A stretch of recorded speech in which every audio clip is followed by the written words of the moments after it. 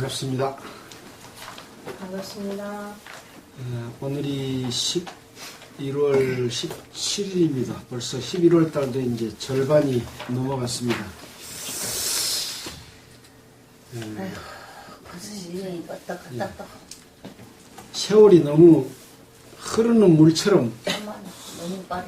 흐르는 물보다 더 빠르지요.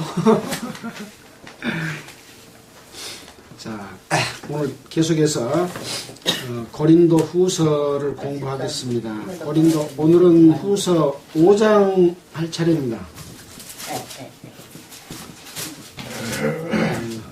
고린도 후서 5장을 읽고 그 내용을 함께 생각해 보도록 하겠습니다.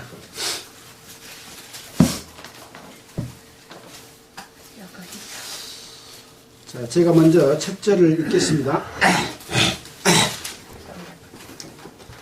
고린도 후서 5장 1절. 만일 땅에 있는 우리의 장막 집이 무너지면 하나님께서 지으신 집, 곧 손으로 지은 것이 아니요 하늘에 있는 영원한 집이 우리에게 있는 줄 아나니. 과연 우리가 여기 있어 한심하여 하늘로부터 오는 우리 처소로 덧입기를 간절히 사모하노라. 이렇게 입음은 벗은 자들로 발견되지 아니려 함이라. 이 장막에 있는 우리가 짐진 것 같이 한심하는 것은 벗고자 함이 아니요 오직 덧입고자 함이니 죽을 것이 생명에게 상품이 되게 하려 함이라. 곧 이것을 우리에게 이루게 하시고 보증으로 성령을 우리에게 주신 이는 하나님이시니라. 그러므로 우리가 항상 담대하여 몸에 거할 때에는 주와 따로 거하는 줄을 아노니 이는 우리가 믿음으로 행하고 보는 것으로 하지 아니함이로라. 우리보다 담대하여 원하는 바는 차라리 몸을 떠나 주와 함께 거하는 그것이라. 그런즉 우리는 거하든지 떠나든지 주를 기쁘시게 하는 자 되기를 힘쓰노라. 이는 우리가 다 반드시 그리스도의 심판대 앞에 드러나 각각 선악간에 그 몸으로 행한 것을 따라 받으려 합니다. 우리가 주의 두려우심을 알므로 사람을 권하노니 우리가 하나님 앞에 알리워졌고 또 너희 양심에도 알리워졌기를 바라노라. 우리가 다시 너희에게 자천하는 것이 아니요 오직 우리를 인하여 자랑할 기회를 너희에게 주어 마음으로 하지 않고 외모로 자랑하는 자들을 대하게 하려 하는 것이라. 우리가 만일 미쳤어도 하나님을 위한 것이요 만일 정신이 온전하여도 너희를 위한 것이니 그리스도의 사랑이 우리를 강권하시는도다. 우리가 생각하건대 한 사람이 모든 사람을 대신하여 죽었은즉 모든 사람이 죽은 것이라. 제가 모든 사람을 대신하여 죽으심은 산 자들로 하여금 다시는 저희 자신을 위하여 살지 않고 오직 저희를 대신하여 죽었다가 다시 사신 자를 위하여 살게 하려 함이니라. 그러므로 우리가 이제부터는 아무 사람도 육체대로 알지 아니하노라. 비록 우리가 그리스도도 육체대로 알았으나 이제부터는 이같이 알지 아니하노라. 그런즉 누구든지 그리스도 안에 있으면 새로운 피조물이라. 이전 것은 지나갔으니 보라 새 것이 되었도다. 모든 것이 하나님께로 나가니 저가 그리스도로 말미암아 우리를 자기와 화목하게 하시고 또 우리에게 화목하게 하는 직책을 주셨으니 이는 하나님께서 그리스도 안에 계시사 세상을 자기와 화목하게 하시며 저희의 죄를 저희에게 돌리지 아니하시고 화목하게 하는 말씀을 우리에게 부탁하셨느니라. 이러므로 우리가 그리스도를 대신하여 사신이 되어 하나님이 우리로 너희를 권면하시는 것 같이 그리스도를 대신하여 강구하노니 너희는 하나님과 하나라. 21절은 같이 읽겠습니다. 하나님이 죄를 알지도 못하신 자로 우리를 대신하여 죄를 삼으신 것은 우리로 하여금 저희 안에서 하나님의 의가 되게 하려 하십니다.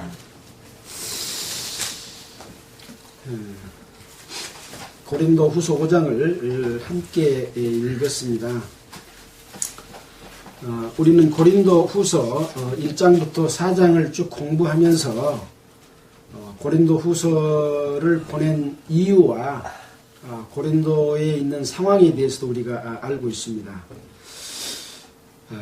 바울은 전도를 했고 또 전도함으로 인해서 많은 새로운 생명들이 거듭나서 하나님의 자녀가 됐습니다. 그런데도 불구하고 사탄은 이것을 시기하고 질투함으로 말미암아 하나님의 자녀들이 하나님의 말씀 가운데서 바르게 살지 못하도록 자꾸 회방을 했습니다. 또 복음이 전해지지 못하도록 방해를 하는 그런 일을 했습니다. 근데 그런 일들은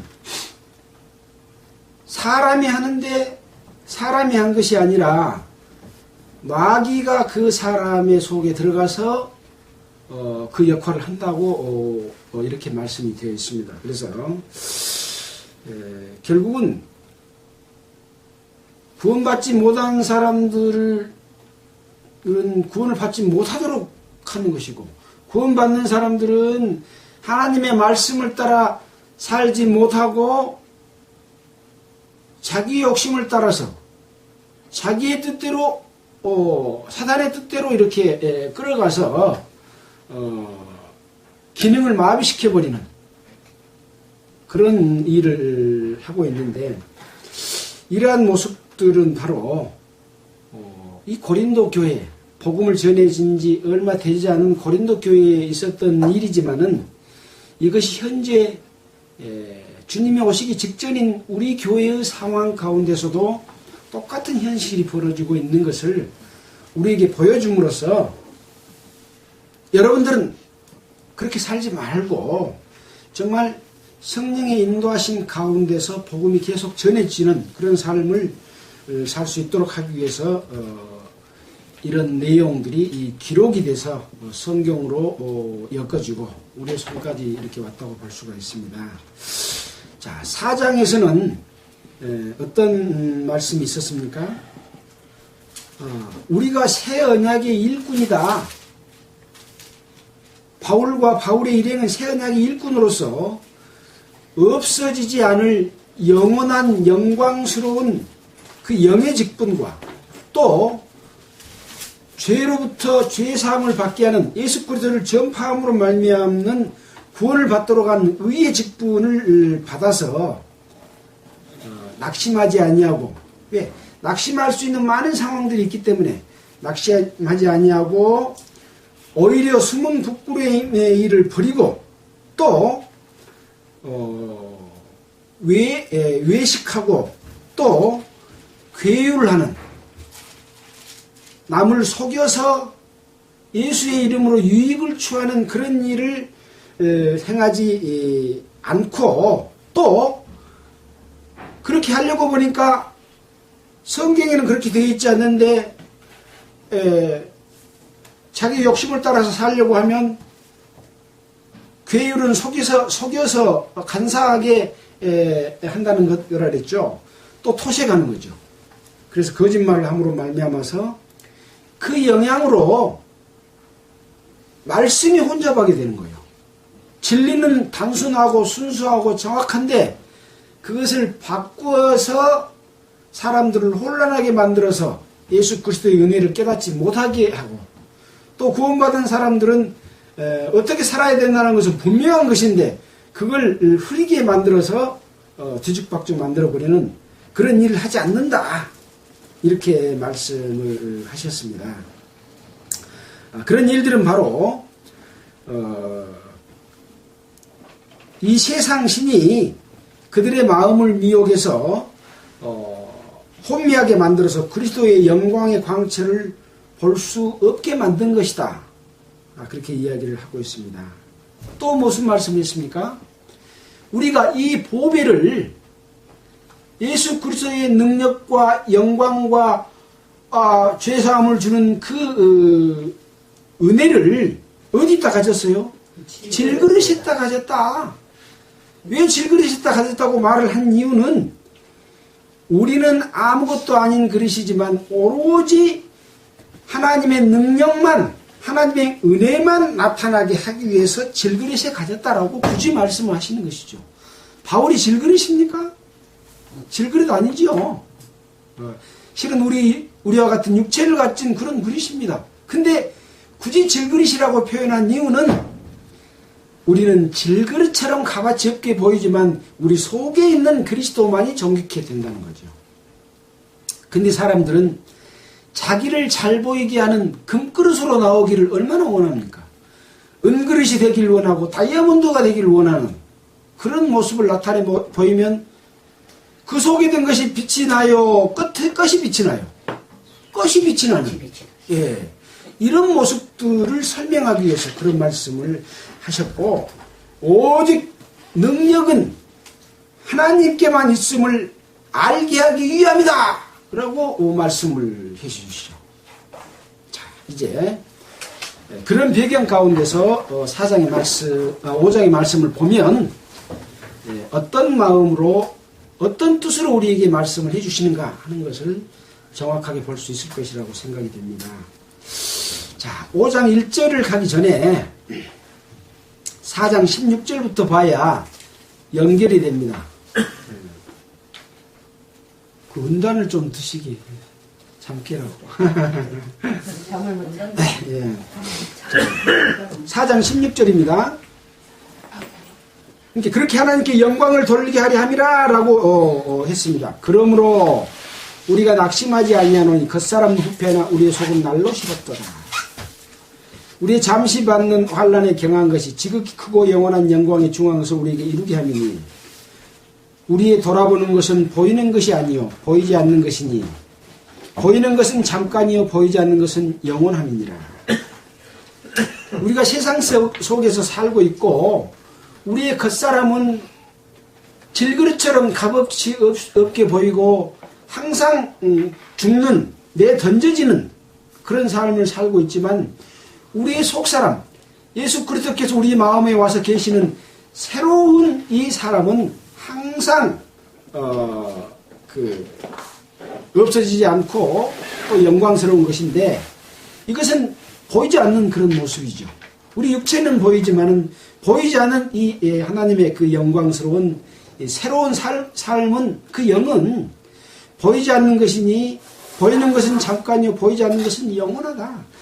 영원한 것을 얻는 것은 우리 육신입니까? 이 세상에서 썩어질 육신입니까? 아니면 영으로 새로 지음받은 사람입니까? 새로 지음받은 사람이죠. 예. 자, 그렇게 해서 이제 5절을 시작하면 뭔 말이구나 5장을 시작하면 알게 되죠. 만일 땅에 있는 우리의 장막집이 무너지면 하나님께서 지으신 집 곧 손으로 지은 것이 아니요 하늘에 있는 영원한 집이 우리에게 있는 줄 아나니. 땅에 있는 장막집은 어떤 집입니까? 이 육신의 집입니다. 땅에 있는 장막집이요 이것이. 이 장막집이 영원한 나라에 못 가지요. 그래서 이 장막집이 무너지면 죽으면 하나님이 지으신 집 손으로 짓지 않은 그런 하늘에 있는 영원한 집이 우리에게 있는 줄 안다. 우리 장막집이 죽으면 땅속에 묻혀서 썩겠죠. 근데 이제 예수님이 다시 재림하시면 먼저 무덤 속에 있는 자들이 일어나고 우리 살아있는 자도 주님의 부활의 몸의 형체와 같이 병쾌하시리라 그랬잖아요. 그 병쾌되는 육체, 땅속에서 다시 살아나는 육체는 사람이 만든 겁니까? 하나님께서 만든 겁니까? 하나님께서 만들어주신다는 거죠. 그래서 하나님께서 지으신 집, 곧 손으로 지은 것이 아니요 하늘에 있는 영원한 집이 우리에게 있는 줄 아나니. 그러고 보니까 우리가 변화된 육체만을 이야기한 것이 아니고 하늘에 있는 영원한 집이다. 하늘에 있는 어떤 영원한 집이 있습니까? 우리가 영원히 살 집. 그 집은 세상 사람들이 지은 이런 벽돌로 지은 이런 나무로 지은 집이 아니지요. 영원한 집은 뭡니까? 이 계시록에 나와 있는 거룩한 성 새 예루살렘이고 우리는 없어지지 않는 그런 하나님께서 지어주신 그 집에서 사는 거죠. 근데 그 집에서 살 육체는 우리 썩어질 육체가 사는 것이 아니라 아까 부활된 몸이 거기 가서 살기 때문에 이것도 하나님이 지어주신 것이고 저것도 하나님이 지어주신 것이고 영원히 없어지지 않을 영광 가운데서 산다. 그런데 여러분들은 이 세상에 살면서 하나님의 영광을 취하지 아니하고 육신의 것을 취하면서 자기 욕심을 따라서 그렇게 살면서 복음까지 혼잡시키냐, 그 말씀이죠. 뭐 간단하지 않습니까? 이것이 고린도 전후서를 기록한 모든 내용입니다. 예. 성경에 어려운 말씀이 없어요. 얼른 보면 이해가 안 됩니다. 저도 이 고린도 후서 5장을 하기 위해서 몇십 번을 읽었는지 모릅니다. 어제까지 읽어도 뭔 말인지 모르던 것이 오늘 아침에 깨달아지고, 그제 읽었도 뭔 말인지 모르는 것이 그 다음에 읽으면서 이런 뜻이구나 하고 이렇게 알아지는 거죠. 그래서 마음이 없는 곳에는 아무것도 얻을 수가 없는 겁니다.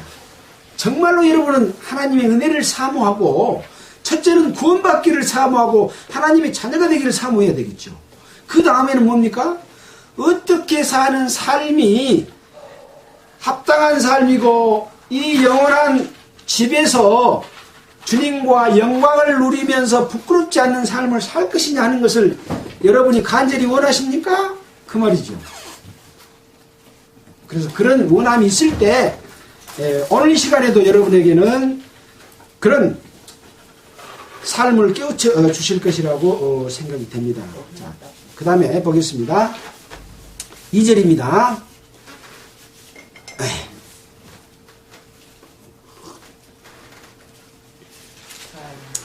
과연 그렇구나. 과연 우리가 여기 있어 탄식하며, 여기 있는 것은 어디가 있어요? 장막집에 있어. 세상에 있어. 그러지요. 탄식하며 하늘로부터 오는 우리 처소로 덧입기를 간절히 사모하노니. 여기 있는데 하늘로부터 오는 처소로 덧입기를 간절히 사모한다. 있는 처소, 예를 들어 우리 몸을 생각합시다. 우리 몸이 있는데 하늘로부터 오는 처소가 와서 여기에 딱 한번 입혀져 본대요. 우리 몸에다가. 그런 이야기입니다. 그게 어떤 말씀입니까? 뒤에 보면 이제 또 나오겠죠. 덧입기를 덧입고자 뭡니까? 처소로 덧입기를 간절히 사모하니 이렇게 입으면 벗은 자들로 발견되지 않으려 함이니라. 덧입은데 그 덧입은 것이 뭘까? 그렇게 입으면 벗은 자들로 발견되지 않으려 합니다. 사람이 뭘 입고 있어요. 입고 있는데 그 모습이 보이지 않습니까? 옳은 마음을 가지고 옳게 살면 옳은 것이 보이고, 나쁜 마음을 가지고 나쁘게 살면 나쁜 것이 보이죠. 뭔가 보이죠. 근데 이 덧입고 싶은 것은 뭐냐? 바로 벗은 것으로 발견되지 않으려 합니다. 이 말씀 속에 우리는 어떤 내용이 좀 생각이 납니까? 우리가 마태복음, 마가복음을 공부할 때에 잔치집에 애복을 입지 않은 어떤 사람이 왔죠. 그래서 그 사람은 잔치에서 쫓겨났습니까? 그것이 남았습니까? 쫓겨났죠. 이런 어떤 덧입음이 있다는 거죠. 하늘나라에서 합당한 덧입음, 그 덧입음이 있어야 된다는 이야기입니다. 덧입고자 하면 벗은 자들로 발견되지 아니려 하미니 이 장막에 있는 우리가 짐진 것 같이 탄식하는 것은 벗고자 함이 아니오 오직 덧입고자 함이니 죽을 것이 생명에 삼킨 바 되게 하려 함이라. 조금 얼른 보면 어렵습니다.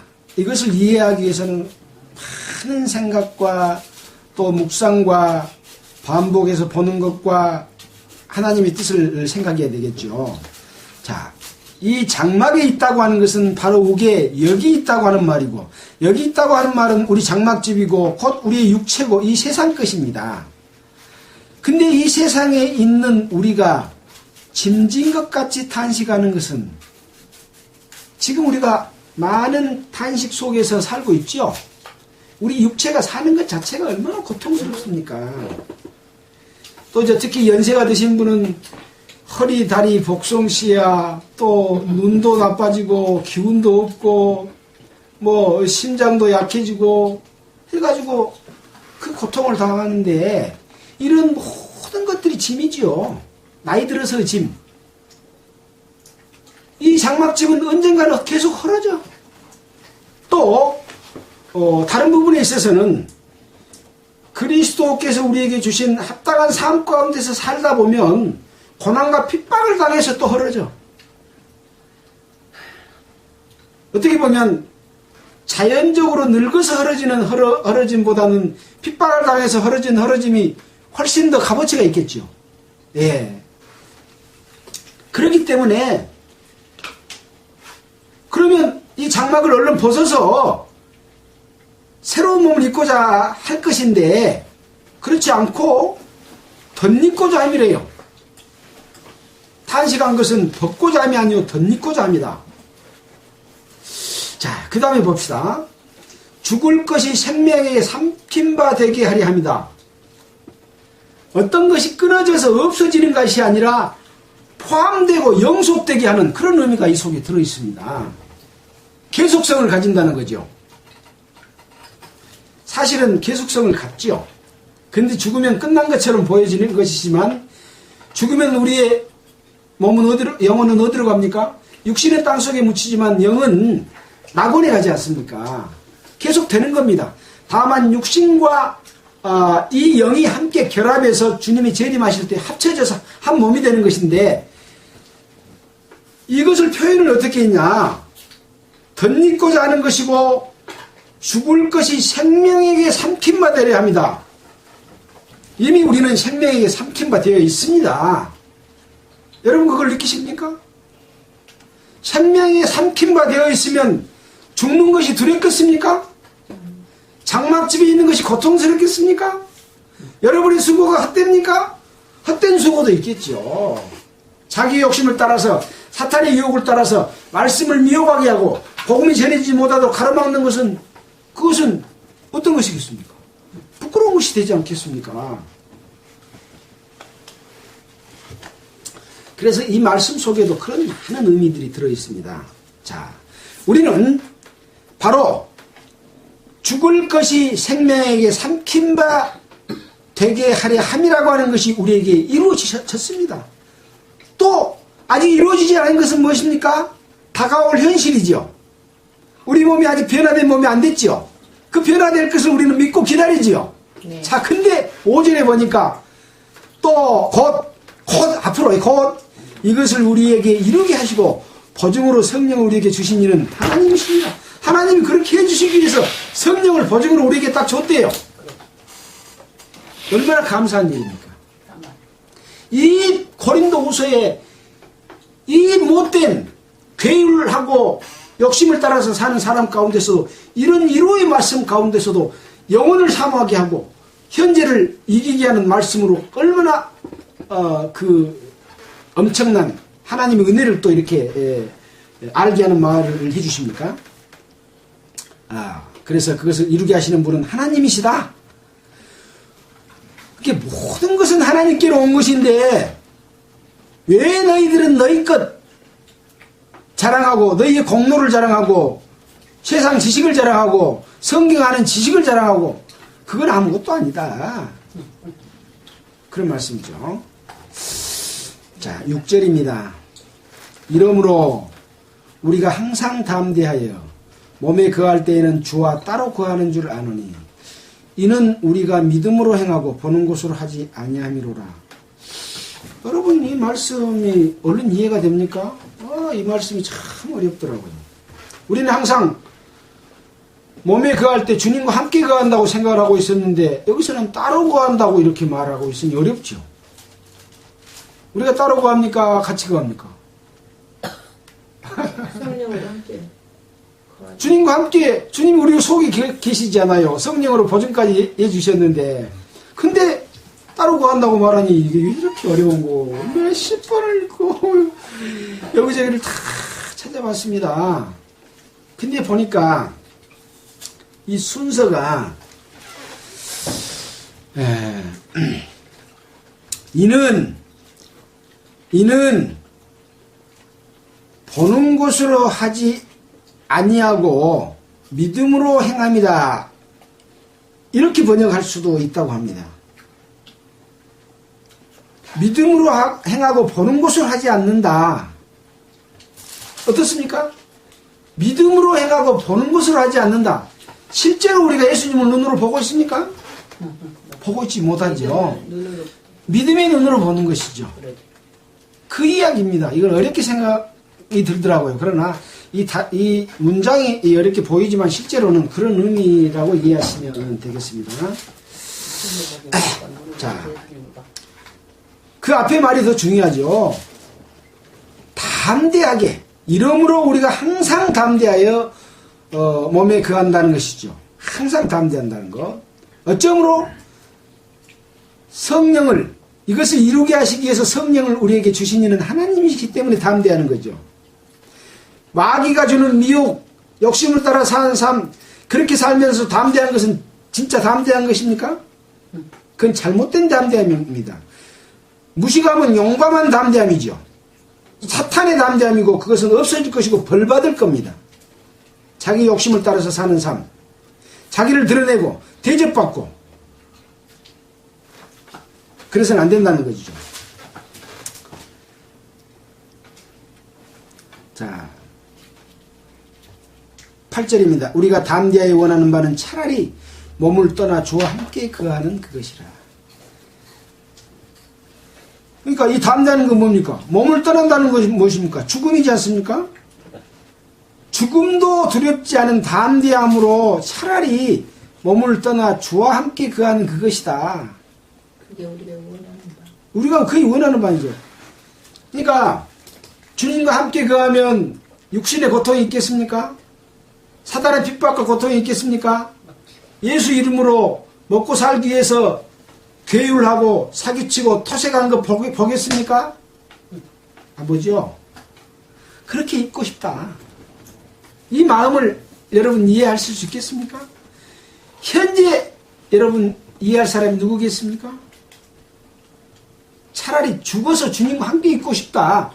얼마나 더럽고 못된 것이 가득 차 있는 것을 보면 차라리 죽어서 이런 거 안 보고 주님과 함께 있고 싶다. 그러겠습니까? 여러분들 자식들이 말 안 들면 차라리 네가 안 보고 나가 죽고 싶다. 그런 말을 부모들이 한 거 들어보셨죠? 이 마음이 바로 지금 바울의 일행의 마음이고 하나님의 마음입니다. 얼른 너희들 데려서 하나님 나라에 임하기 위해서 영원한 곳 장막집 없애버리고 하나님께서 만들어주신 그 집에 너희들을 불러서 그곳에 있게 하고 싶다. 또 그곳에 가고 싶다. 그런 마음이죠. 가면 끝납니까? 가면 끝나겠습니까? 보세요. 뒤에 뭐라고 써져 있는가 이제. 자, 9절입니다. 그런즉 우리는 그하든지 떠나든지 주를 기쁘시게 하는 자 되기를 힘쓰노라. 그럴 것이니까 이 세상에 있을 때는 어떻게 하라고요?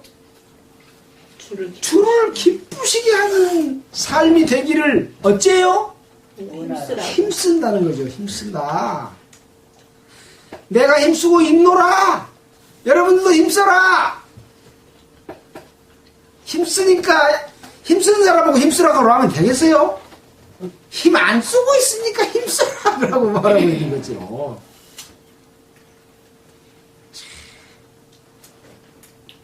자, 우리는 여기서 한번 생각해 볼 게 있습니다.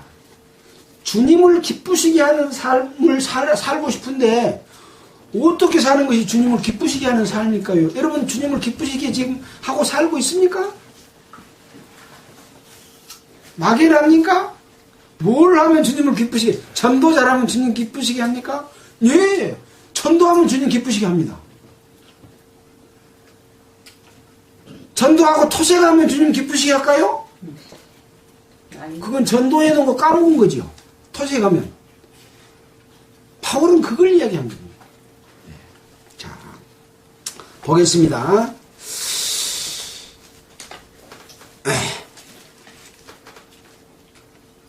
자, 일단 왜 이 말씀을 했느냐?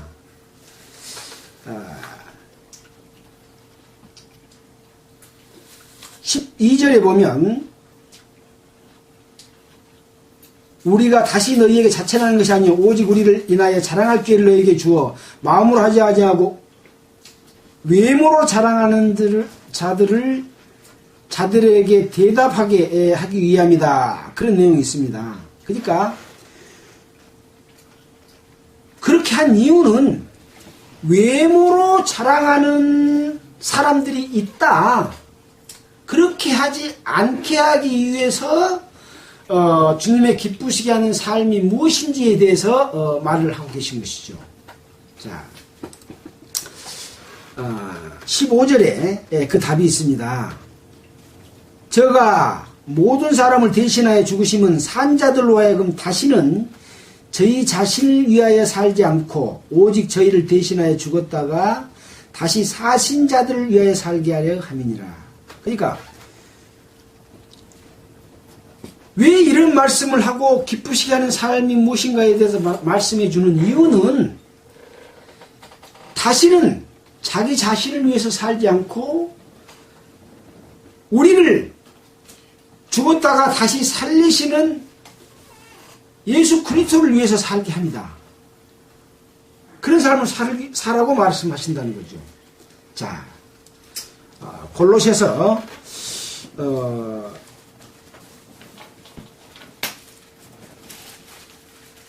1장 10절을 한번 보겠습니다. 골로새서 1장 10절. 에베소서, 빌립보서, 골로새서죠. 1장 10절.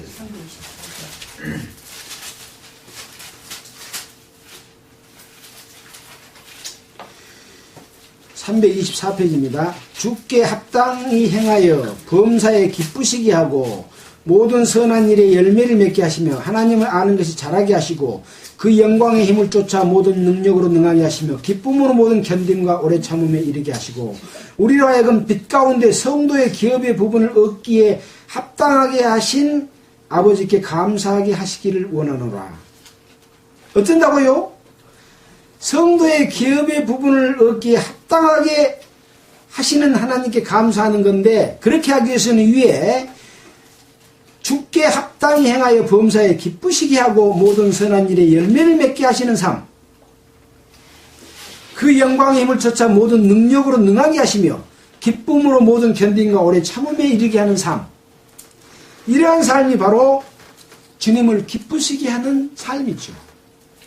에베소서 4장 1절로 6절을 또 한번 보겠습니다. 에베소서, 빌립보서, 골로새서죠. 에베소 앞쪽으로 갑니다. 4장 1절. 1절로 6절입니다. 그러므로 누가 한번 읽어주시겠습니까? 1절로 4절, 6절. 그러므로 주 안에서 갇힌 내가 너희를 권하노니 너희가 부르심을 입은 부름이 합당하게 행하여 모든 겸손과 온유로 하고 오래 참음으로 사랑 가운데서 서로 용납하고 평안에 매는 줄로 성령이 하나 되게 하신 것을 힘써 지키라.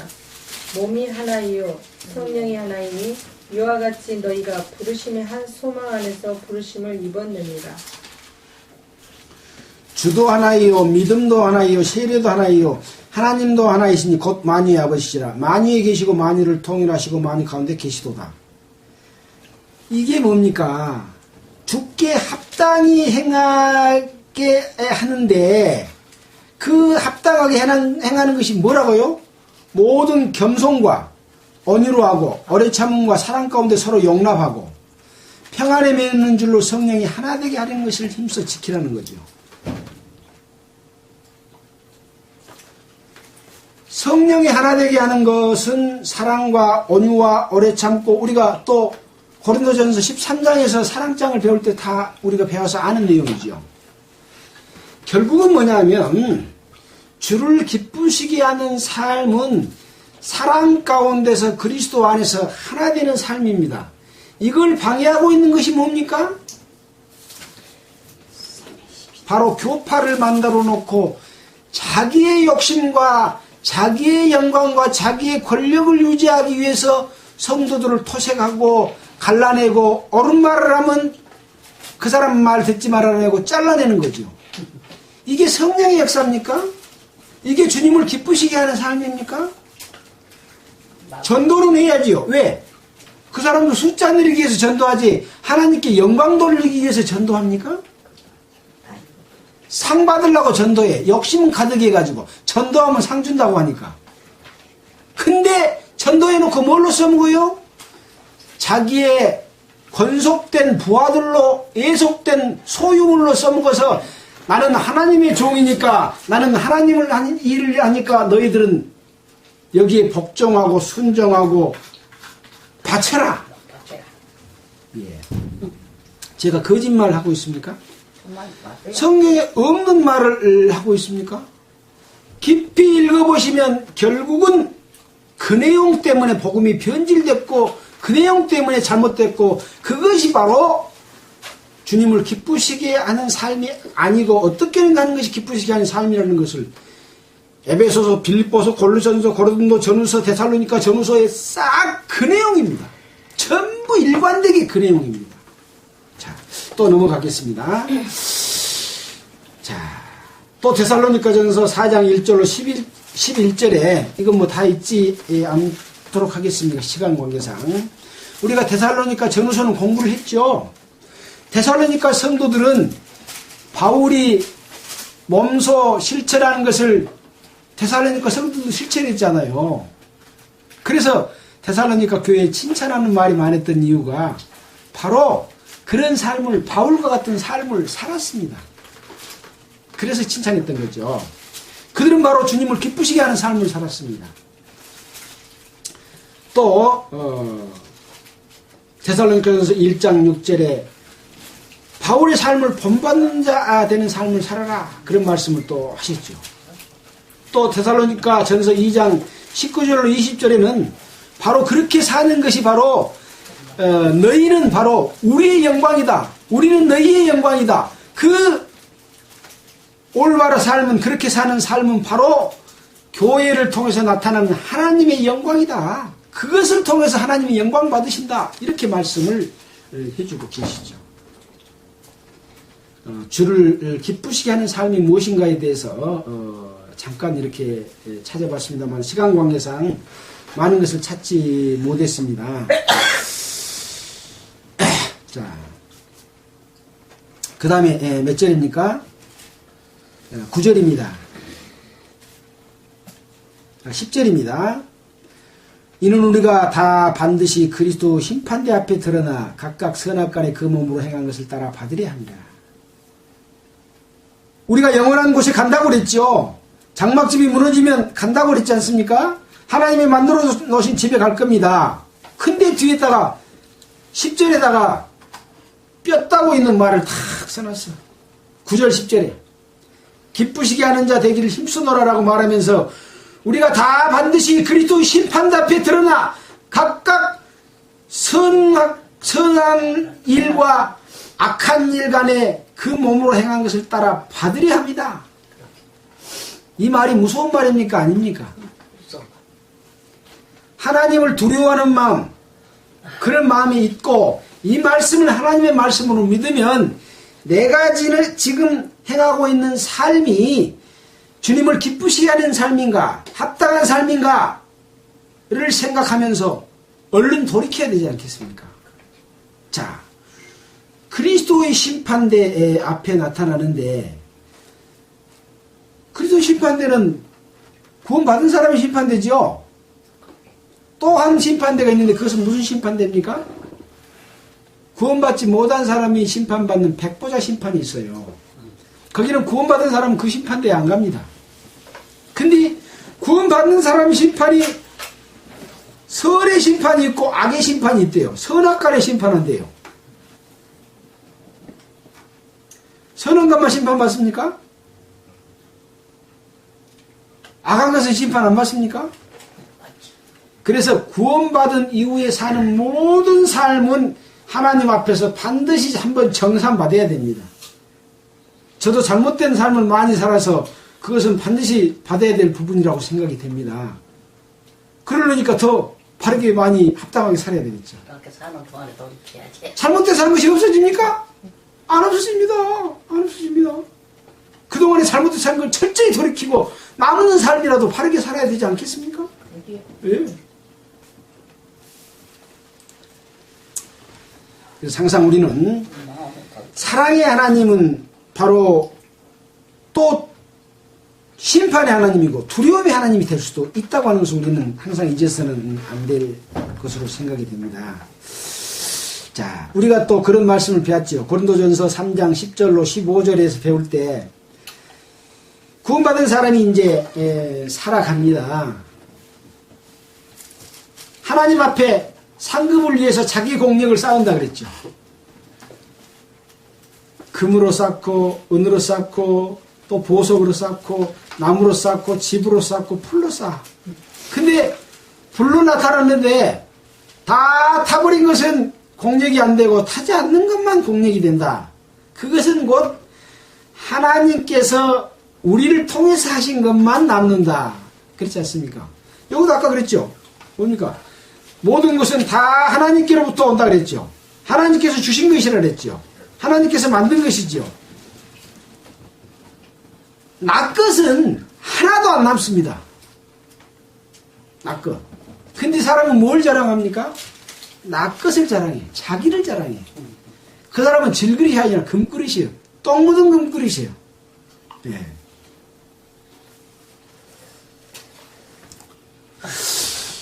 자, 시간이 금세 많이 갔습니다. 아이고, 어쩔까요? 빨리빨리 어떻게 해보겠습니다. 11절입니다. 우리가 주의 두려우심을 알므로 사람을 구원하노니 우리가 하나님 앞에 알려졌고 또 너희의 양심대로 알려졌기를 바라노라. 우리가 다시 너희에게 자천하는 것이 아니요 오직 우리를 인하여 자랑할 기회를 너희에게 주어 마음으로 하지 않고 외모로 자랑하는 자들을 대하게 하려 하는 것이라. 여기 대한단 말은 무엇인가를 대답하게 한다 그런 이야기입니다. 자, 10절까지 하시고 좀 풍부하게 하시죠. 많이 남았는데. 그래요. 하여튼 한 대까지 해보겠습니다.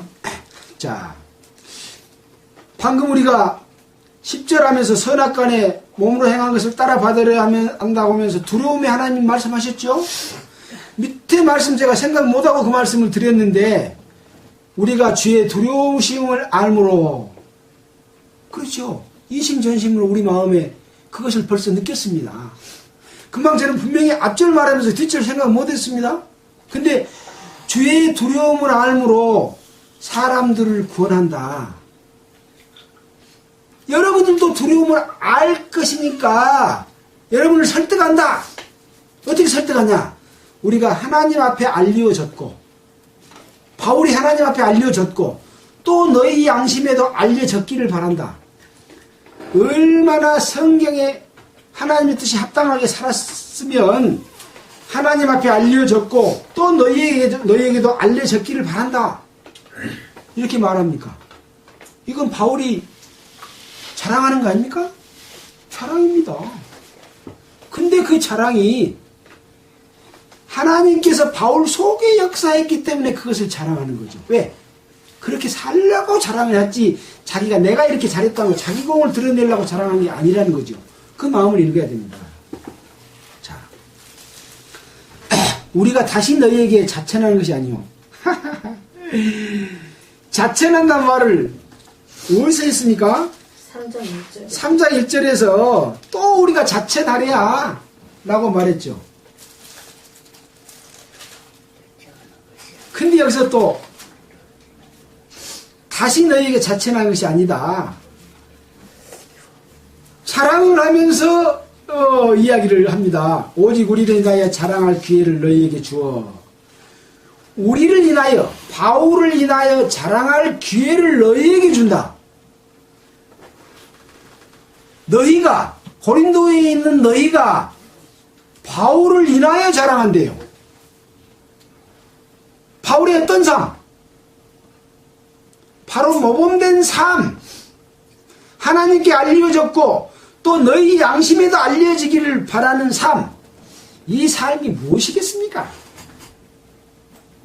우리가 여태 공부했던 바울의 삶입니다. 사도의 고난을 다 쓰지 않냐고 헐 뽑고 굶주리고 매맞고 그런 삶 뭐 다 찾아보려면 몇 시간이 걸릴 거예요. 그 삶이 바로 너희에게 그것을 자랑할 기회를 준다는 거죠. 왜? 마음으로 하지 않고, 여기서 마음은 진실한 마음을 이야기합니다. 진실된 것으로 하지 않고 괴율로 자기의 욕심을 따라서 사는 어떤 사람이 있기 때문에요. 외모로 자랑하는 자들에게 대답할 말을 주기 위해서 그렇다는 거죠. 그들에게 바울의 삶을 통해서 대답해줘라.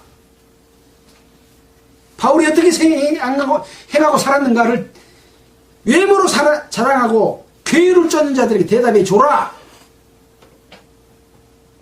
그런 얘기입니다.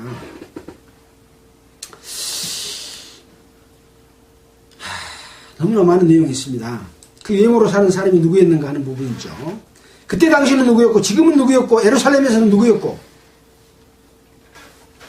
자, 13절입니다.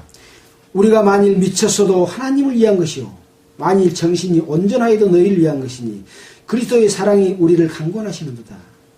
우리가 생각한데 한 사람이 모든 사람을 대신하여 죽었으니 모든 사람이 죽은 것이라. 우리가 미쳤어도 하나님을 위한 것이요 정신이 온전하여도 너희를 위한 것이니. 바울이 지금 미쳤다는 거예요. 누가 미쳤다고 그랬어요? 베스도가 바울을 향해서 네가 네 많은 지식이 너를 미치겠다. 그러니까 내가 미친 것이 아니라 정신 차린 말을 한다. 나는 하나님의 아들인 예수 그리스도를 바르게 믿고 지금 예수를 잡아주게 된 사람에게 예수 그리스도의 죽음과 부활을 전하고 있다. 베스도 각하여. 그러고 말할 때 미쳤다 말 안 들었습니까? 여기서 또 미쳤다 말을 들었는가 봐요. 여기서는 어떤 미쳤다고 하는 말을 들었을까요? 할례를 받지 말고 율법도 지키지 말고 인간의 지혜와 선과 의로운 것은 아무것도 아니다. 그러고 막 외쳤어요. 완전히 반율법주의자로 미쳤습니다. 왜 그렇습니까? 예수 그리스도의 죽음과 부활이 은혜라고 하는 것을 전했기 때문에 그렇습니다. 미쳤습니다. 또 무엇이 미쳤습니까? 옳지 않게 사는 사람들에 대해서 찾아가서 이야기하고 편지를 보내고 또 만나고 또 편지를 보내고 눈물로 호소하고. 이거 미친 거 아닙니까? 왜 이렇게 미쳐버렸을까요? 여러분도 미쳤습니까? 무엇이 미쳤습니까? 사탄에게 속에서 미쳐있는지 성령의 역사 속에 미쳐있는지 분명하게 여러분 양심 가운데서 한번 생각해 봐야 되지 않겠습니까? 14절에 뭐라고 이야기합니까? 그리스도의 사랑이 우리를 강권하시는도다. 제발 구원을 받았다면 하나님의 자녀로서 복음을 전하는 자라면 목사와 교사다면 강권한다. 나처럼 살아라. 자랑을 몇 번 했어요? 여기서만 지금 11절부터 13절까지만 해도 자랑을 3번 했다니까요. 왜? 여러분들이 나를 통해서 자랑해가지고 옳지 않는 자들에게 대답해라라고 할 정도로 자랑하니까 어느 정도 사랑이겠습니까? 그러면서 말씀을 하십니다. 자, 우리가 한번 생각해보자. 한 사람이 모든 사람을 대신하여 죽었은지 모든 사람이 죽은 것이다. 한 사람 누굽니까? 예수 그리스도가 바로 모든 사람, 당신을 위해서 죽었다. 그랬으니까 너도 죽었지 않냐? 죽은 다음에 삶은 어떤 삶을 살아야 되냐? 예수님의 삶을 살아야 될 텐데 왜 너의 삶을 살고 있냐? 욕심을 쫓아 행하는 삶을 살고 있냐? 교파를 만들어 놓고 왕노릇하고 배부르고 부유하는 삶을 살고 있냐? 왜 진리에서 떠나버렸냐? 왜 사랑 없이, 이거 뭐요? 아까 뭐라 했어요? 읽을 때. 오래 참고, 기다리고, 용납하고, 옳은 말을 한다고 잘라내고, 만나지 말아라고, 뺏어가고. 허허. 나쁜 놈 새끼. 와. 정말 하나님 말씀을 참 자. 대단한 거. 오죽 있으면 바울이 복음의 말씀을 가지고 모든 사람을 대신하여 죽었으니 모든 사람이 죽은 것이라라고 복음까지 들추겠습니까? 네 구원 받았냐 참말로? 네 예수님과 같이 죽었다가 살았냐? 샀으면 뭘로 살았냐? 다시 네 육신을 가지고 살았냐? 네 욕심을 가지고 살았냐? 그 말씀 아니겠습니까?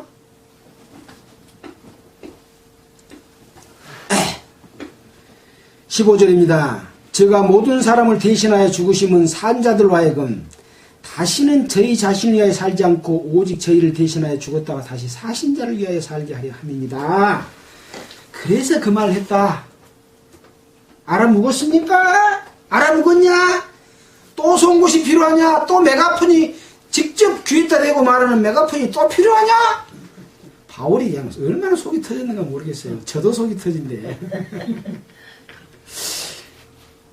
제발 이 말 좀 구원받았다고 하는 교파 가운데서 할 수 있었으면 너무 좋겠어요. 저는 그때는 이렇게 깊은 내용을 못 깨달았습니다. 정말 하나님께 감사하고 또 감사를 하는데 듣는 사람이 적어. 미치겠어요.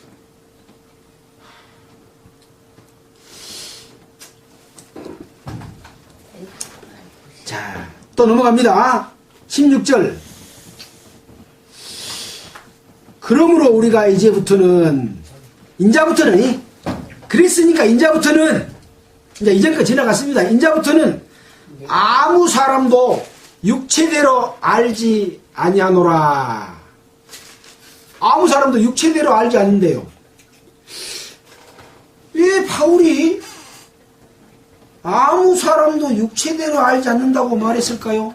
그때 당시에 육체대로 알고 있는 사람이 있었겠죠. 어떤 사람이었겠습니까? 이 고린도 교회에. 또 아니면 전체 교회에. 거기 관주회가 아무 사람도 앞에 그랬고 야라고 해갖고 갈라디아에서 2장 6절을 딱 써놨어요. 갈라디아에서 2장 6절 한번 보고 갈까요? 바빠도 뭐 급하게 하지 맙시다. 갈라디아에서 2장 6절. 다음 주에 더 하면 되니까요. 왜 관주를 2장 6절을 써놨는가? 그걸 이해하기 위해서 좀 읽어봤습니다. 우리가 갈라디아에서는 공부했던 내용이죠.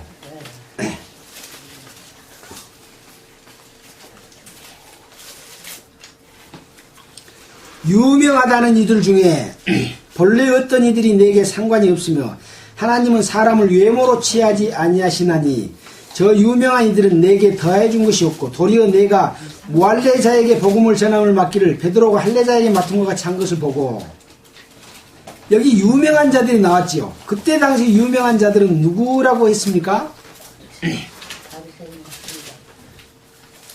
고린도에 에베소에 유명한 자들은 누구냐? 예수님의 직접 제자들이 예루살렘에 있었습니다. 그들을 향해서 바울이 말씀을 한 내용이 바로 유명한 자들인 본래 내게 내게 상관이 없으며 하나님은 사람의 외모를 취하지 않는다 라고 말씀하고 있습니다. 이 바울이 복음을 전해 놓으면 유대로부터 예루살렘으로부터 사람들이 와가지고 바울의 복음을 자꾸 혼잡하게 만들었습니다. 그리고 나는 사도로부터 안수도 받았고 또 청거서도 받아가지고 와서 말하니까 여러분들 내 말을 들어야 된다 라고 말했던 사람이 사도행전에서도 있었고 또 우리가 읽은 데살로니가 고린도 교회에도 있었고 여러 군데 그런 영향을 행사하고 있었습니다. 그들은 어떤 자들이라고 그랬습니까? 적당하게 유대 율법주의자들, 유대인들, 서기관들, 바리새인들, 장로들, 대제사장들과 비유 맞춰가면서 이미 종교화되어 버린 세상의 종교 형식을 따라버리는 율법주의, 형식주의, 외형주의, 외모주의로 변질되어 가고 있었습니다. 그 영향이 바울이 전해놓은 복음 가운데 스며들어서 혼잡하게 하고 복음을 변질시켜서 바울의 속이 타서 지금 그런 말을 다 한 겁니다.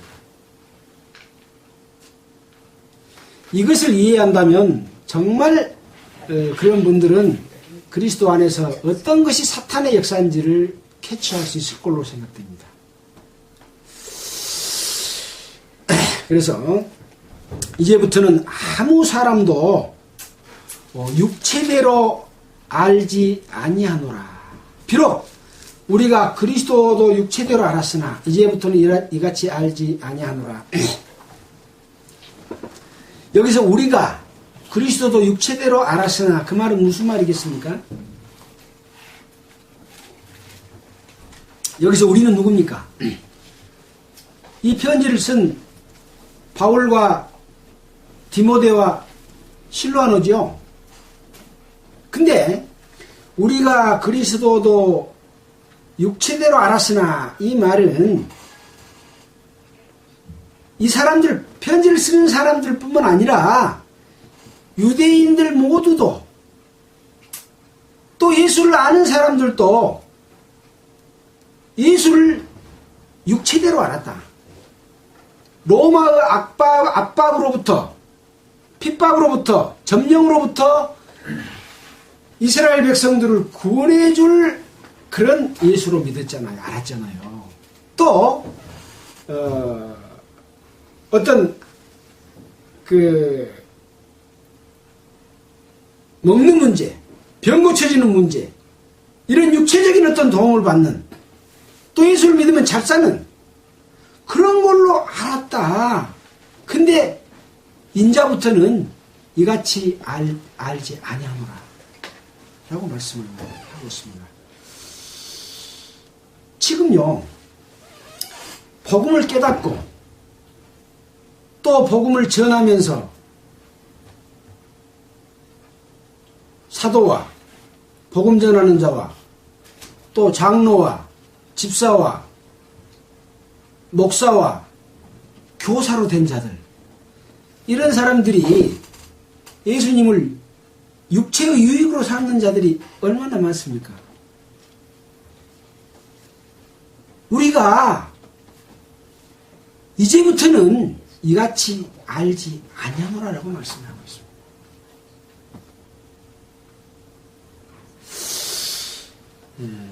17절부터는 6장이 짧으니까 다음 주에 계속해서 하도록 하겠습니다. 참으로 우리는 구원받은 교회라고 하는 것은 주님의 몸이고 한 지체고 한 성령 받은, 성령은 각각 속에 있지만 떨어진 여러 개가 아닙니다. 하나입니다. 그래서 보이지 않지만 보이지 않는 끈으로 여러 사람의 마음과 마음을 연결해서 하나로 딱 묶어놨습니다. 우리 눈에는 보이지 않죠. 아까 보이는 것은 잡관이, 보이지 않는 것은 영원하고 보이는 것은 없을 것이지만 하나님께서 만든 그 교회 내에 성령으로 엮어놓은 것은 사람의 눈에는 안 보이지만 이미 지금 보이지 않는 줄로 구원받은 성도는 엮어놨습니다. 근데 그것을 자기의 유익을 위해서 그걸 하나씩 면도칼로 잘라가지고 나한테 익된 사람은 놔두고 익되지 않는 사람은 잘라내고 이런 도구로 쓰고 하는 것은 안 되겠죠. 그리스도 안에서 하나 되는 것이 무엇인지, 또 열매가 무엇인지, 이런 것들을 이 말씀 가운데서 공부하는 그런 소중한 시간이 됐습니다. 많은 사람들이 함께 공부하고 주님이 이 올바른 깨우쳐 주심을 통해서 주님의 뜻이 마지막 때에 이루어지기를 간절히 바라면서 마치겠습니다. 기도하겠습니다.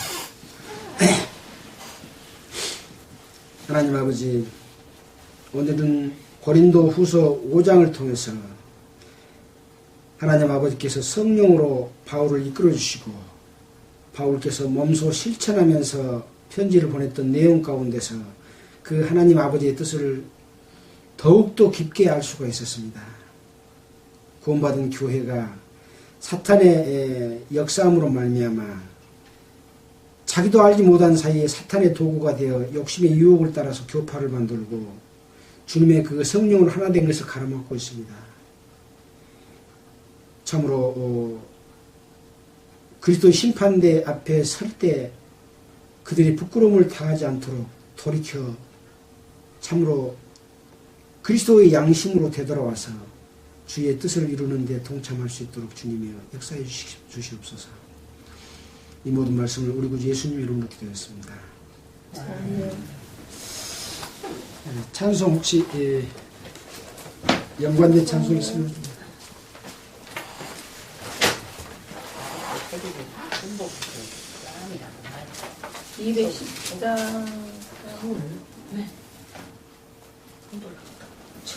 210장 210장 찬송 들어왔습니다.